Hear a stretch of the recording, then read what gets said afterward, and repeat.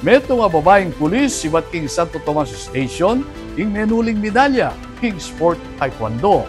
Ay nagbalita ng Patricia Mamang.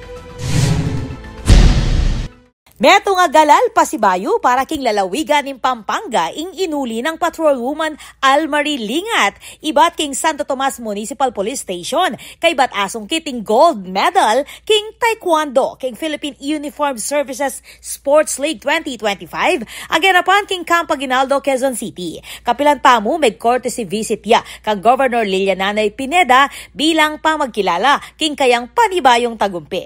Aliwa iti mumunang pamikatago na memye ang parangal ilingat king bansa. Inyang milaba sa Agosto, may nagumpeya naman king World Police and Fire Games 2025 king America nung nukarin asong kitneng gold medal king basketball women at adwang bronze medal naman king taekwondo mix at pair events. Pasalamat nema ni Lingat king provincial government king karelang balaw sa suporta kareng atletang pulis. Meto nga to ni ehemplo ning dedikasyon at galing ipatroluman, balaw siyang magsilbing inspirasyon kareng kaparang uniform personnel at king mabiluga Kapampangan. Ako po, Patricia Mamangon para king News Force Pampanga, balitang tutuking balen, susuyo.